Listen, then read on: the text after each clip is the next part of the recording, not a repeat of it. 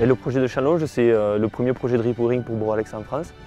C'est le premier projet de repowering en France aussi de cette envergure-là. L'objectif du projet, c'est démonter les 12 éoliennes de Challonge, les 12 J 1.5, toutes les transporter en Espagne, donc c'est 96 convois exceptionnels, et toutes les remonter en Espagne. Donc les anciennes éoliennes de Challonge, la production totale était de 18 MW pour 12 machines. Et donc demain, on aura sur place 12 machines qui produiront 35,35 MW. Le site de Challonge, c'est un site qui est très rude en termes d'exploitation. On est à 1500 mètres d'altitude aujourd'hui. Le vent est aussi assez dur à encaisser pour les machines. Et il y a 15 ans, les machines n'étaient pas spécialement conçues pour être adaptées à un site comme celui-ci. Donc aujourd'hui, au bout de 15 ans, on a pris la décision de renouveler ces machines pour mettre des machines qui sont beaucoup plus adaptées en termes de technologie et qui sont plus faciles à exploiter pour nous dans les prochaines années.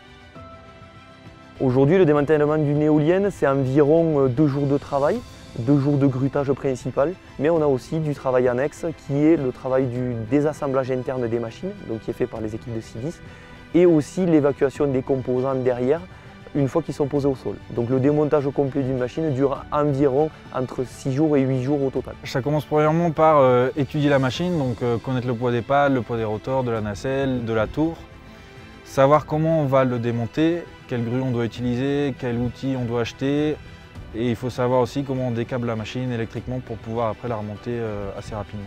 Donc aujourd'hui, on a 2 grues principales qui sont sur le projet. Donc on a 2 équipes de démantèlement qui travaillent en parallèle. On a la grue principale qui va démonter donc, le rotor, qui va démonter la nacelle et le premier tronçon de tour. Et ensuite, on a une grue secondaire qui va nous permettre de démonter les 2 derniers tronçons de tour. À la suite de l'équipe de SIDIS qui s'occupe du démontage des machines, on a une équipe de démolition massif. Donc aujourd'hui, c'est l'équipe de la société Eiffage qui est sur site. Donc on va fractionner le béton à l'aide de BRH pour séparer l'acier et le béton, pour ensuite retirer donc, la totalité de la fondation et venir replacer la nouvelle fondation de la nouvelle machine à lieu et place de l'ancienne. On a 3 équipes Enercon pour le montage des machines. Donc c'est des équipes, c'est des petites équipes de 8 à 10 personnes. Et c'est des techniciens qui vont réaliser toute la partie montage mécanique, donc du bas de la fondation jusqu'à l'assemblage des derniers éléments du rotor. Les éoliennes qu'on installe ici, elles ont un dispositif assez particulier justement qui est lié aux conditions de froid qu'elles vont affronter l'hiver, à savoir par exemple le chauffage dans les pales, pour éviter que le givre vienne s'installer sur les rotors et que les machines soient arrêtées et coupées trop souvent en hiver. Ce sont des opérations qui peuvent paraître impressionnantes, mais nos équipes sont très bien formées à l'installation de ces éléments-là. Le site aujourd'hui, il est construit en faisant très attention aux contraintes environnementales, notamment par rapport au recyclage des matériaux. Si je parle uniquement des fondations, donc on a le béton qui est recyclé et il va être concassé donc, par notre sous-traitant pour être réutilisé dans les matériaux de construction. Au niveau des aciers, donc, tout est recyclé, puisque là, à la sortie du parc, les aciers sont vraiment propres et vont pouvoir repartir chez un recycleur. Donc le projet de Challonge, c'est vraiment un challenge en termes d'organisation sur le projet. C'est un des seuls parcs en France qui est sur une zone Natura 2000. La protection des tourbières a été le point névralgique du projet durant toute sa durée.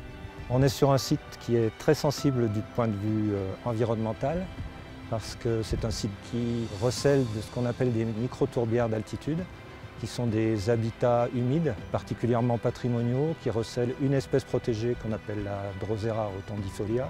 On a réalisé donc une première étude d'impact et cette étude d'impact a été majeure dans la conception même du projet, puisqu'il a été question d'éviter toutes les sensibilités, ce qui n'était pas facile. Et donc il a fallu concevoir le projet éolien à partir de ces sensibilités.